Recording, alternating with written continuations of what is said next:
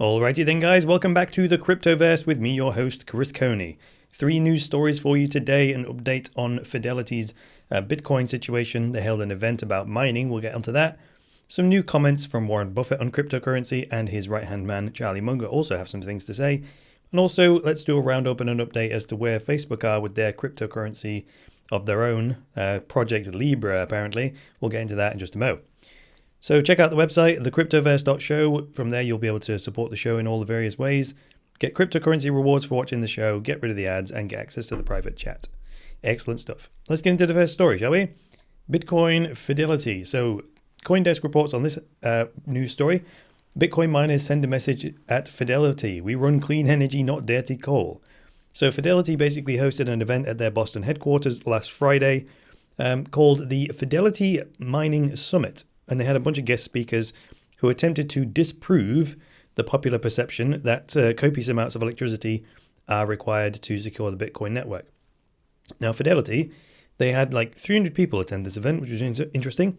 They're already providing a Bitcoin storage service for their institutional clients, and they've said they'll be rolling out trading in the coming weeks. That is according to Bloomberg anyway. So Fidelity probably already heard these environmental objections to Bitcoin from their clients, and this event seems like a proactive attempt to address that, objection prior to the launch of the new service. So props for being proactive.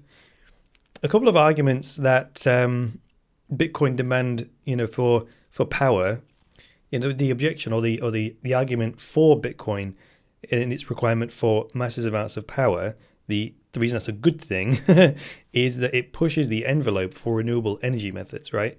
And it also provides a way for renewable energy providers to operate sustainably without government subsidies. So that's the argument for why, Bitcoin using a lot of power is a good thing, right? And that's some of the points that were made by the presenters at this event.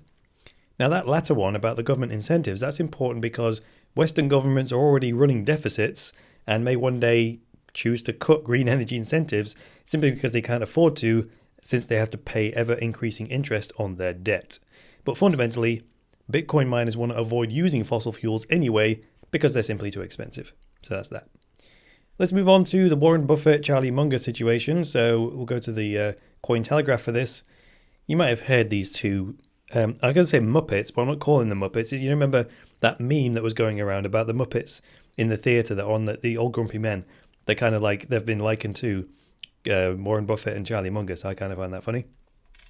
So they're older fellas. They're from much, 2 previous generations ago, so I don't blame them for not getting this stuff.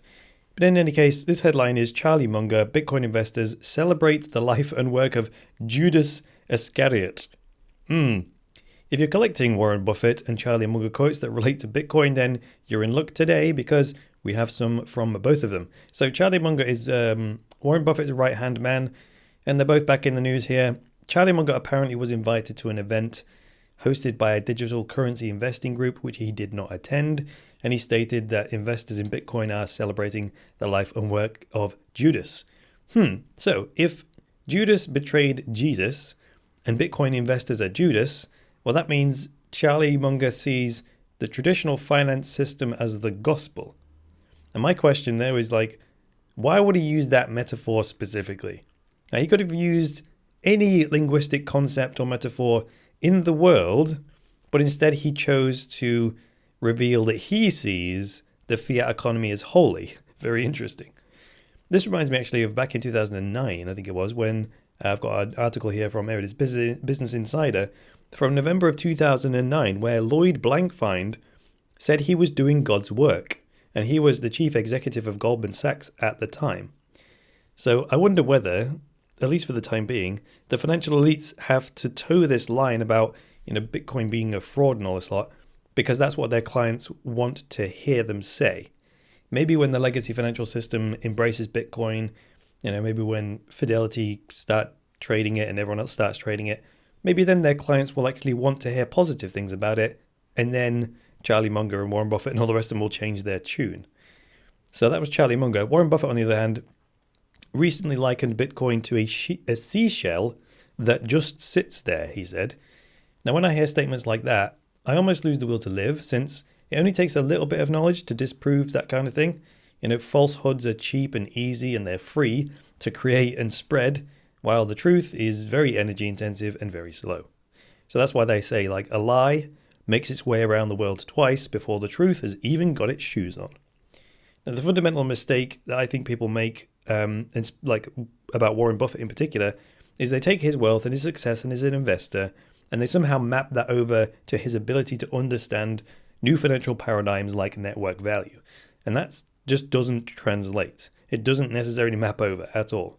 So I don't blame these traditional investors for not understanding Bitcoin or the concept of network value, and neither do I feel the need to convince them. I'm much more interested in giving you the benefit of the both perspectives so you can actually benefit from both paradigms, right? At the end of the day, this is not about ideology. It's about us all achieving financial security for ourselves and our families. So why not tap both the old paradigm and the new paradigm, right? In order to achieve that goal. Why not? Anyway, that's enough of that. Let's move on to the Facebook cryptocurrency update. First one from the CoinDesk here. Facebook in talks to build an ecosystem for their planned stablecoin. Most of this research is coming out of the Wall Street Journal's work. Good journalism over there, I suppose.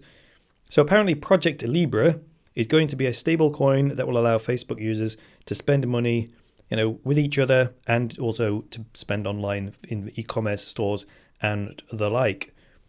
The Block website reported this headline: Facebook acquired a trademark from a little-known tax company for its secret crypto project.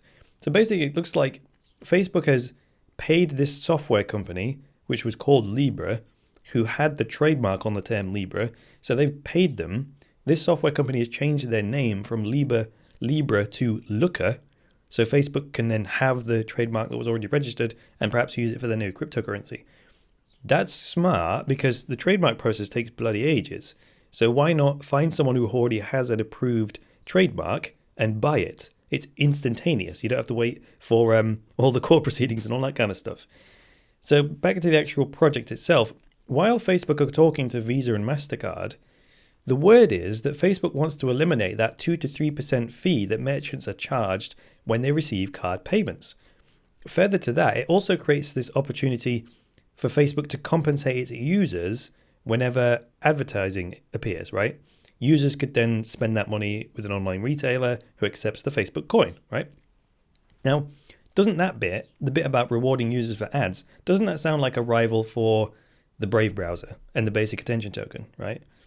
While the Brave model may be superior, what Facebook has over them is the attention of billions of people. So all Facebook has to do is display a simple notification for its new fancy token the next time you log in, and boom, instant adoption.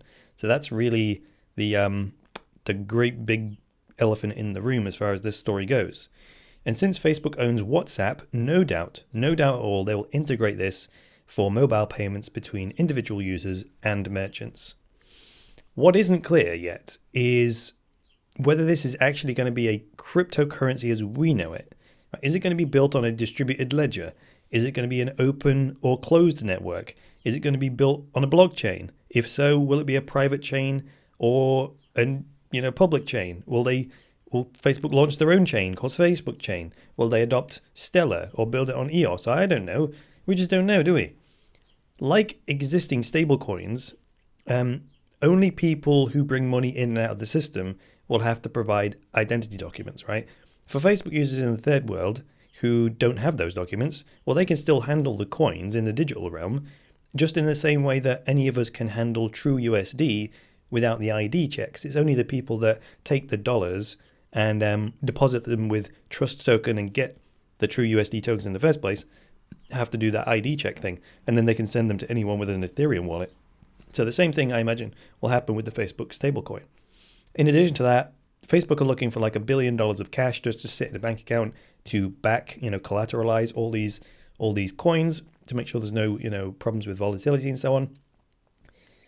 So far, it doesn't sound like a proper cryptocurrency as we know it, but we'll see as more details appear. In any case, stay tuned to the Cryptoverse and I will bring you more details as they are revealed. Let me know what you think to today's stories in the comments if you're watching this on YouTube, or if you're listening to this on the podcast. Go to my Twitter handle, which is @ChrisConeyINT. That stands for Chris Coney International. Discuss any one of these 3 stories with me on Twitter, and I will reply to any of the intellectually stimulating comments, and we'll see if we can get a discussion going. But that is pretty much all I've got for you today. Please hit the like button if you like this episode. Go and hit that subscribe button if you're already subscribed. If you're already subscribed, hit the old bell icon, will you? Also, check out my online school. You can get to everything from the website, thecryptoverse.show. You can either go to the online courses button, which is the green one, where I have a bunch of fantastic cryptocurrency-oriented courses for investors, or you can click on the blue button, which is support the show, and you can pledge anywhere from $5, $10, $15 a month to support the show. And if you do that, you can get rid of the adverts completely on the audio podcast and on the video version. You can get access to the private chat group where I post all manner of other stuff in there, including like trade calls. I posted one in there this morning about Bitcoin. And what was the other one? Oh yeah, you get cryptocurrency rewards for being a patron. So you actually get some of that money back, which is kind of interesting. How does it get any better than that? All right, that's all I've got for you today. I'll be back with the next episode of the Cryptoverse. So until then, it's me, Chris Coney, saying bye for now.